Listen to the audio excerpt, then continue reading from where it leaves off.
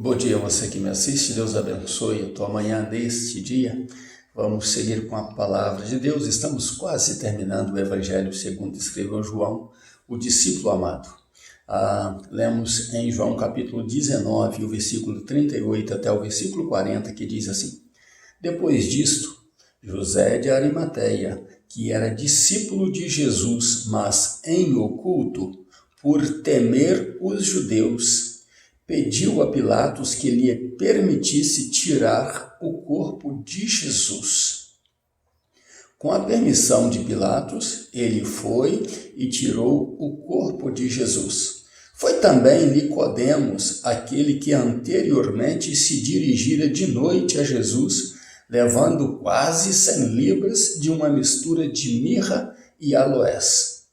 Tomaram o corpo de Jesus e o envolveram em lençóis de linho com as especiarias, como os judeus costumavam fazer na preparação para o sepultamento.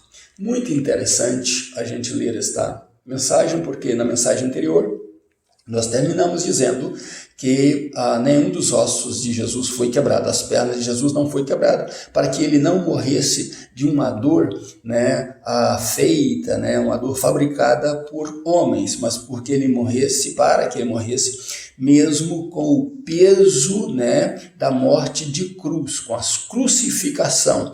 A sua morte, então, seria uma morte vinda, oriunda da cruz, do peso da cruz, dos açoites que levou, da coroa de espinho e pelo pecado da humanidade. Então, nesses versos, nós lemos sobre a posição de José, que aparecem duas pessoas interessantes neste quadro, que é José de Arimateia e o Nicodemos. A Bíblia relata sobre esse José da cidade de Arimateia. A Bíblia diz que ele era um homem bom e justo. Ele era também um homem de posses. A Bíblia diz que ele era rico. E ele era príncipe lá do Sinédrio. A Bíblia também diz que ele foi Nicodemos também foi outro, mas ele foi um dos defensores de Jesus, não querendo que Jesus fosse crucificado, por achar Jesus inocente e maravilhoso. Mas eles não ouviram, porque o Sinédrio era composto de 70 príncipes e dos principais sacerdotes e os sumos sacerdotes. Então eles decidiram crucificar a Jesus, e o voto de uma ou duas pessoas não aplicariam muito a favor do condenado. Este José preferiu o melhor. Enquanto os judeus se preparavam para a festa da Páscoa, para irem ali, desfrutarem da festa da Páscoa, José, então, de Arimateia, prefere pedir a Pilatos que lhe permitisse dar a Jesus um enterro digno. Por que um enterro digno? Porque acabamos de ler que os judeus costumavam preparar os corpos para o sepultamento. Então eles preparavam os corpos com especiaria, com lençóis, etc. Faria então um sepultamento bonito. Mas, segundo a história, os condenados à cruz, pelos seus crimes, eles não tinham enterro dignos. Eles eram lançados em locais abertos para que as feras do campo e as aves do céu comessem os seus corpos. Esse seria o destino, talvez, de Jesus, se a Bíblia não fosse Bíblia, se a Bíblia não fosse a palavra de Deus. Então, José, Nicodemos, Pilatos, eles já estavam nos propósitos de Deus para fazer exatamente como a Bíblia havia dito através dos seus profetas. Então, nada poderia ter sido alterado neste curso. E José, então, porque a Bíblia havia dito e ele não sabia disso, ele pede o corpo de Jesus. Ele e Nicodemos fazem as preparações que se faz para o corpo de Jesus. Lembra de quando Jesus nasceu, que eles levaram, aqueles senhores levaram ali ouro, incenso e mirra para presentear Jesus? Agora 2 homens vão ali para preparar o corpo de Jesus para um sepultamento justo, alguém que merecesse um bom sepultamento.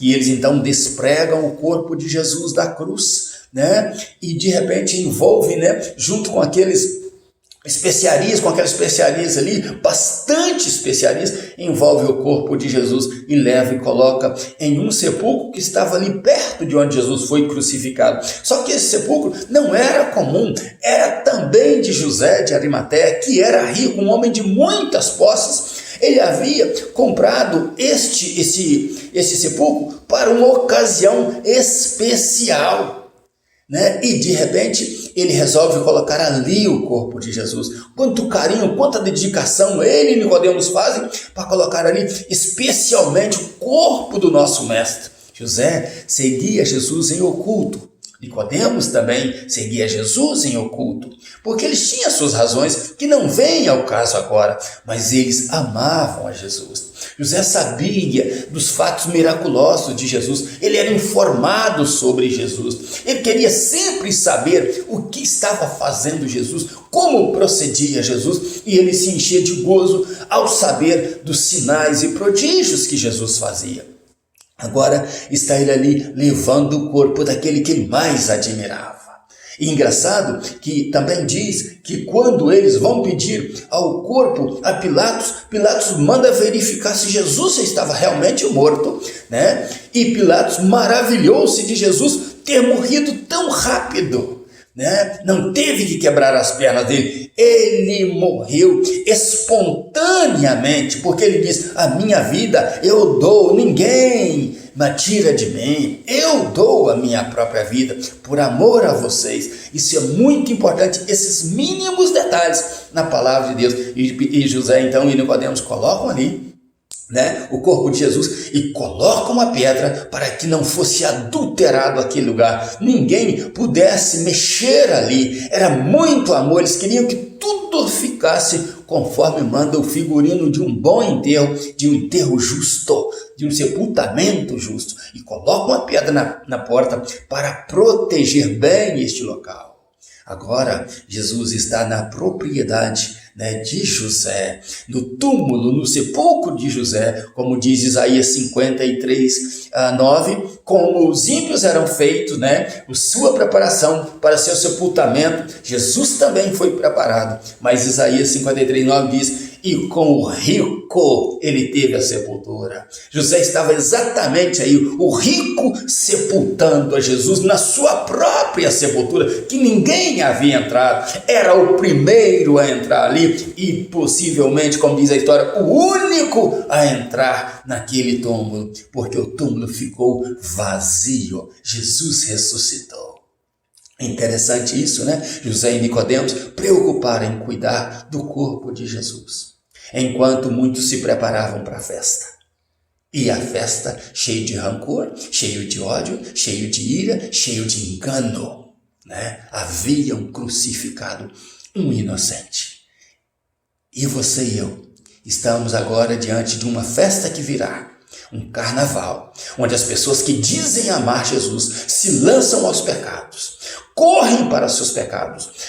Dia após dia o homem está buscando mais e mais pecar, mesmo dizendo que ama Jesus. Você lembra de alguém que diz: eu amo a Jesus, fala no nome de Jesus, fala no nome de Deus, mas não ama nada a Jesus? Porque você vê na atitude deles. Eles dizem que amam Jesus e correm para suas bebedeiras. Eles dizem que amam Jesus e correm para seus pecados. Eles dizem que amam Jesus e correm para prostituir, para adulterar, para roubar, para usar drogas, para mentir, para passar a perna uns nos outros, viver uma vida mundana, dizendo que ama Jesus. É como o carnaval. As pessoas vão e pecam 4 dias e 4 noites. Ali eles adulteram, ali eles se drogam, se prostituem, pegam doenças sexuais, se engravidam, brigam, matam uns aos outros, enganam uns aos outros. E na quarta-feira de cinza vão lá e passam cinza na terra, como se nada tivesse acontecido, como se tudo fosse perdoado, como se aquela cinza tivesse poder em perdoar pecado de alguém, e aquele homem que passa cinza tivesse poder para perdoar pecado. Engano. Você está indo para o inferno enganado. E não adianta padre, pastor te dizer diferente do que te diz a Bíblia. Você está indo para o inferno enganado, amando o pecado, se jogando aos pecados e pensando que está agradando a Deus. Você está fazendo como José? Te pergunto. Está fazendo como José de Arimateia e Nicodemos? Cuidando do corpo de Cristo? Pode um marido que tem várias amantes dizer para sua esposa que a ama? Pode um pai que espanca os seus filhos, né, que não cuida dos seus filhos, dizer que os ama? Não tem como. É mentira, é engano, é engodo e está indo para o inferno com essas mentiras. Ou você muda de vida e muda as suas atitudes e serve a Jesus. Ou tire o nome de Jesus da tua boca, porque o nome dele é santo. Quando você for postar nas suas páginas sociais o teu pecado, esqueça de Jesus, porque você está blasfemando, está cuspindo do nome que é todo santo. Mas você tem a oportunidade de mudar de vida e de dizer, não farei mais essas coisas, porque a Bíblia Sagrada diz para mim que eu tenho que mudar de vida, mudar as minhas atitudes para dizer ao mundo que eu realmente amo a Deus e amo a Jesus e sou dele e vivo para ele. Uma palavra dura, mas verdadeira. Que Deus abençoe você e família no nome de Jesus. Ainda nos meus pijamas buscando a Deus. Pastor Riva Martins, Deus abençoe você e família em nome de Jesus.